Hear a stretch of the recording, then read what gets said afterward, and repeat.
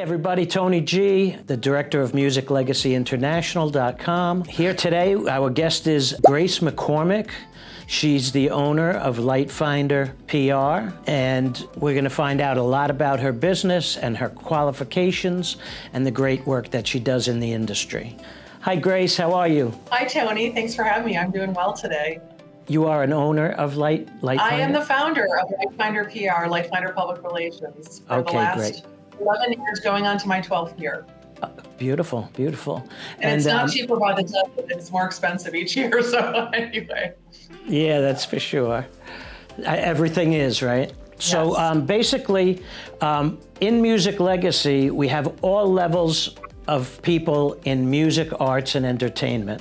So what I always like to start off with is how you got started, what sparked your interest in what you do to put your heart and soul into your business.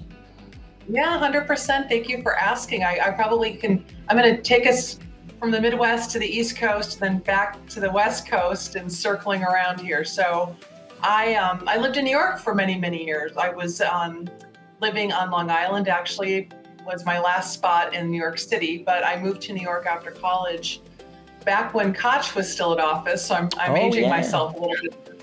So end of the 80s, 89. And I was in the dental field at the time, and I was working on, for one of the dentists of the stars, working on people's smiles, like the Paulina Porskovas of the world, and all the rock stars, Doc McGee, who managed Bon Jovi and Motley Crue and all those guys, and they would come in to get their teeth fixed. I got married fairly young and had my children young, and I want to say I kind of did the reverse in terms of business. I was doing philanthropic work on the East Coast between New York and Boston, raising a family. And then my former spouse took a position with his company that took us out to Arizona. And then shortly thereafter, I left the marriage and thought, what am I going to do as I'm raising my kids as a single parent? And how does that fit into my skill sets and the fact that I stayed home for a minute to raise my kids when they were young? Yeah. So I took a position as director of sales and marketing for a high-end fitness center in North Scottsdale, where I was living at the time. And then I bought advertising on ESPN radio. And I said to the producer at ESPN Phoenix, well, who's going to voice this? He said, well, a man or a woman. I said, well, that's cool. I said, I wrote the copy for the ad. And I said, well, could I voice it? I've done some acting in the past in theater in New York and commercials on the West Coast. And he said, yeah, come on down to the studio. I like your voice. So we did it in one take, and he brought me on board to do some voiceovers for ESPN, which led me to have an interest in radio. Nice. And I wound up, this is, you think back 20, 25 years ago, we didn't have much in terms of social media. And I pitched myself, which I do every day now in PR, but I pitched myself to an AM radio show called Your Insurance Matters. They were looking for someone to market the show with potential for on air, which was my ultimate goal. And so I took the job, was getting paid, marketing the show. Right away, I was on the air covering the insurance scam of the week. And it was fascinating. I was learning on the job about radio production and booking and all the things. The program director at that station liked my work, and he said to me, you're kind of smart. Sometimes you're funny. I mean, he was trying to be funny, but not. Yeah. And he said, think of something for my show, you're not getting paid. And I created a relationship show that I took all the way to Howard Stern's Miserable Men show. And so I did that segment, this relationship segment on AM, eventually FM, and then Sirius XM radio. And in all of that, this was like the first 5 years post building a career, starting to build my career. People were like, a lot of people, maybe you want to read this script and maybe produce this project, maybe in Hollywood. And I was having Santa Monica dreams. I was having LA dreams at the time, having lived in New York, which I still love. But I wound up starting a music management company, and I did it, cold, blind. I got a book on how, everything you always needed to know about the music business, but were afraid to ask. Yeah. And I think that book is still out there today, and I don't know how many editions it's been, but I took on a band out of Texas called Flawless Escape, and then I started adding bands to my repertoire and learning as I went. Because in all of it, there was some, angle of promotions and publicity as a manager. Looking back, had I gone into a CAA or, a Nashville even management company, I might have learned a lot more quickly and less painfully. Right. I was, so here I am doing radio, moved to LA. I'm pitching film projects, taking meetings with some of the heads of CAA, who I still have relationships with today, one of the co-chairs. I pitched Kevin a feature film that I wanted Julia Roberts in. I mean, I think back on this and just the fearlessness that I had. I really enjoyed the bands I was repping, and I was building relationships with people like Warren Hort, of course, as I think that's how we connected. Tony, who brought up the Fray, and Shakira and James Blunt and Colby Calais. And Warren at the time co-owned Swing House with Phil. And, even in one of my bands getting, When in Rome, I don't know if you remember the song The Promised, but When in Rome was at Virgin, they were a one-hit wonder band from the 80s, if you will. They were signed with Virgin in 87, I believe. And the band broke up over musical differences like many bands. But that song, The Promise, still remains to this day one of the top 100 hits of all times, dance hits. And I was introduced to their new lead singer, who was not the two guys that sang vocals on When in Rome's original album, but their synth and keyboard player owned the band technically in the States and was approached by an agent in LA to re-up the band, if you will, and tour with them. The Missing Persons and Gene Loves Jezebel and Bow Wow Wow and Flock of Seagulls. So anyway, I brought my band When in Rome 2 to Warren to finish this album that they had co-written. And I got them signed to a label. I got the album funded.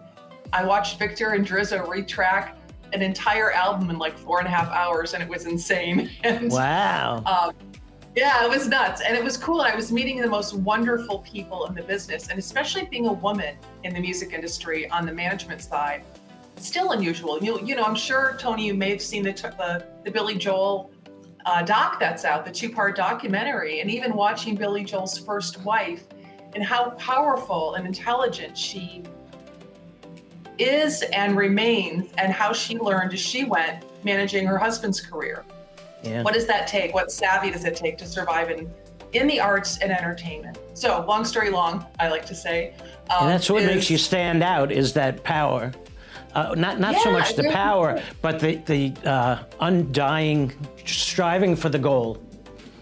Yes, it's passion, it's creativity, it's strategy, and it's strategy, and believing in the folks that you're working with, whether it's in the music business or whether it's in the arts or or even an author. I've probably repped. Well, I digress. That was how I segued into music and into producing. And then I did a little leave of LA in 2013. I went off to the middle of nowhere, Iowa, to a meditation community. The town's called Fairfield, and the meditation community was set up by the Maharishi Mahesh Yogi, who was the guru to the Beatles. And if you remember back in the day when they wrote the White Album, and they were in Rishikesh, India, with this guru and Mia Farrow and her sister Prudence, and they wrote all these songs about, like, please come out to play, dear Prudence. Yeah. So I wound up working for the organization for 2 years. I was the director of media and public relations for Maharishi Foundation US, which is Transcendental Meditation, which is the technique that the Maharishi rebranded and brought to the US. So there's Transcendental Meditation centers all around the country. And I handled that on the media and PR level, as well as the university's first year David Lynch Masters in Film, which became an MFA and is now a screenwriting program, and their Sustainable Masters. So I was like a homing pigeon between two organizations under the same infographic that didn't always hold hands. And the David Lynch Foundation is kind of all part of their infographic, separate and distinct, but still part of their infographic. So I worked with David. I did PR when I started my PR agency for a music video for David Lynch. I learned and grew so much in those few years of working with these folks. And frankly, the technique of TM is, universal. It's beautiful. A lot of celebs, including Howard Stern. I know the person that gave him his mantra, and his mother, and so many different people practice transcendental meditation. I then decided to start my own agency. So I started Lightfinder PR in 2014 in the fall, and I've represented, my very first client is a luxury retailer called Overland. My second client is a manufacturing company that applies water jet technology to architecture and design. I've been heavily arts, entertainment, nonprofits, veterans work, and I've also repped, again, 40 authors, 40 different titles, not just in terms of the earned media or the PR side to a book, but also getting them, an agent, a literary agent, or securing a publishing deal. And all of these things take time, effort, strategy, and then the connections, which is what PR is. And I still will say today, PR, even though it's earned media is what PR is, it is personal relationships. And how do we cultivate that and grow that? And it's all tied into the creative process, which is what your company does, Tony. Right. And it's perseverance. It takes a lot of perseverance, right? It does, yeah. Yeah. So now, are you able to talk about any projects that you're working on now? Or your plans for the future? Yeah, my plans for the future are to continue on doing what I'm doing and supporting, again, heavily arts and entertainment and music. I'm currently working with some folks. I can't really say who I work with because it's proprietary, but I can also share, something really tied into the music industry, which may be of interest to you. Sure. I took on a conservation client in 2019, and the client was called World Tree. And they approached me through one of their investors, and they're an eco-investment company that plants the fastest growing hardwood tree in the world. It's an Asian empress tree. President Carter, dear late President Carter, happened to have 20 acres of these trees, and he didn't know what to do with the wood. So his dear friend and neighbor, Jill Stuckey, who had been running the Forest Service in Plains, Georgia, reached out to this company, and they paid him about $100,000 for the wood. They harvested the wood, and they also had a luthier from Bon Iver come in, grab some of the wood, ship it off to craftspeople friends to make a collection of instruments from the wood from Carter's plantation. Wow. They reached out to me in the spring of 2019, and they wanted me to book the most famous country musician I could in 1 month for expenses only to come play at this fancy barn dance birthday party that they were partnered with the Carter Center on. And it was going to be in Plains. And I said, well, I'm not a booking agent, I'm a publicist, but I do have high-level relationships. I saw the opportunity and I agreed to see what I could do in a month. So I called Kevin at CAA, one of the co-chairmen, and I said, perhaps CAA could sponsor this or get behind it. And 20 minutes later, I was on the phone with Jeff Gregg, who used to be pretty much their head music agent in Nashville. He still lives in Nashville, but he's in politics now. And Jeff's like, send me your wish list. We secured Tim McGraw, and I say we, in 1 month to come play 3 songs for expenses only. And they were touring at that time. And my client was like, we didn't think you could do it. I said, well, I wasn't sure I could do it myself, but it takes a village. It takes a village in anything we do. And especially in the creative process. So they kept me on, and I was able to bring on Rita Wilson and Christian Bush. He's half of Sugarland. She, of course, is Tom Hanks's wife. And they were touring together at the time. And then they brought me as their publicist. At the end of the year, I got them some decent earned media in a short period of time. But also, we were not able to have the party at the end of 2019 for the president, because both he and Mrs. Carter had some pretty bad falls that year that were in the news, black eyes and whatnot.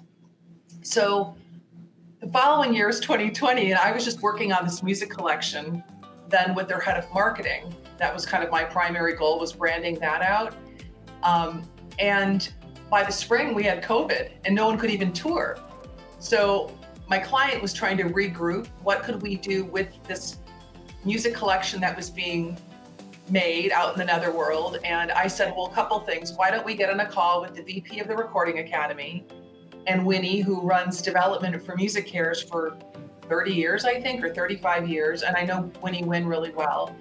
And they brought on the Grammy Museum head, because I thought if we could get the collection, this music collection made from the wood from Carter's plantation into the Grammy Museum would add value to the collection and be a great opportunity for storytelling. So that was in process. And then I was asked to plan out, basically produce his 96th birthday party on the talent side virtually. So I was able to go back to Rita perfect. and Christian. And then Dickie Betts participated. Of course, he's since passed, from the Allman Brothers. And Stephen Stills and Ben Montek, and Jeff Slade. I don't know if you know Jeff. He's in New York. He's a musician. The marketing head brought on the Indigo Girls and Jake Shimabukuro. I got Eddie Vedder. It was beautiful. And that was delivered to the president for his 96th. So that was a really just to kind of showcase, public relations also isn't always the earned media or the interviews that I get for clients. It's the relationship building. It's the outreach to management and PR teams for artists, and thinking of different ways to create exposure for any brand. And it's joyful. I still love what I do. While I still run my PR and marketing agency, I'm also producing limited series and film projects. And one of the projects that's very close to my heart is based on the book The Last Fighter Pilot by Don Brown. Don is retired JAG. He's running for Senate, I believe, in North Carolina. He owns a law practice still today, but he discovered my late client who flew the final mission of World War II. And his wingman was the last veteran killed in action in World War II, and the granduncle of Scarlett Johansson. So Jerry Yellen was my client. Phil Schlomberg was Jerry's wingman who died in that final mission of the war. And Scarlett's granduncle. So she did 2 PSAs with us over the years. But we are now producing Don and Brian Frankish, who executive produced Field of Dreams and The Fugitive, etc. Brian's an iconic producer, and he's DGA, PGA. Started his career, he's 81. He started his career 60 years ago as a line producer in Hollywood. So we're producing a limited series based on the book, The Last Fighter Pilot. And that has been in process. It looks like we're getting closer to packaging to present to the streamers, basically, to see where we can get this lifted off, because it is a beautiful story about love and reconciliation. Jerry dropped bombs on the Japanese in a time of great anti-Semitism. We're seeing a lot of similarities in today's political culture. I'm not trying to get political. I'm just sharing a little bit of the story. And it's fascinating that he wound up having a son who currently still lives in Japan, one of Jerry's sons, and married a Japanese woman.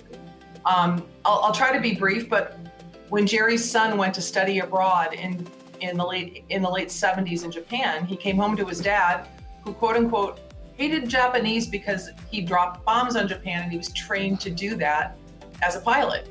And Jerry had learned transcendental meditation. He'd been going through a lot of healing. And then when his son went to study abroad, he came back to Jerry and said, "Dad, I'm in love with this Japanese girl. I want to marry her."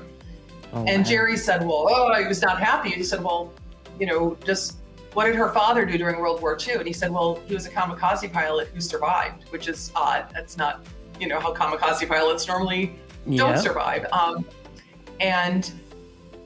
So Jerry basically said, if her family gives her blessing, it's your life, and I want you to be happy. So his son Robert went with his beloved and her brothers to the parents to ask permission for their sister to marry this American. And the mother's crying, and there's lots of screaming and emotion going on. And you said you'd never let our children marry an American, those kind of things. And finally, the father looked at Robert, Jerry's son, and said, "What did your father do, if anything, during World War II?" And he said he dropped bombs on Japan.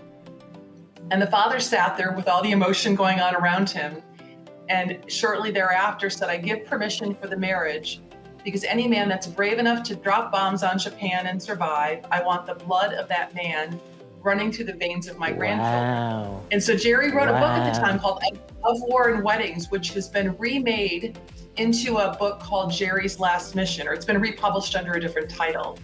And there's also a documentary out there called Jerry's Last Mission. So I highly recommend, if anybody wants to read The Last Fighter Pilot and Jerry's Last Mission, they'll get an idea of what what we're up to with the last fighter pilot. Thank you. And what's your next steps? So my next steps will be continuing to run my business, and it's beautiful because I can work from anywhere, and I get out to New York here and there because two of my 3 adult children are now living and working in Manhattan, not in the Manhattan. 2 of my 3 children are working in the city, so okay. So I get out there, and I just again I'm mostly work on a referral basis, or people just find me online or on Instagram. Well, next time you're in New York, let's talk, and then we'll go for coffee or lunch or whatever. I would love to. I'll be there in November, so definitely would love to. Nice. Any way I can support what you've created and the musicians and the artists as well, I'm happy to. Excellent, excellent. All right, good. Well, thank you so much for being on the podcast. Music Legacy International.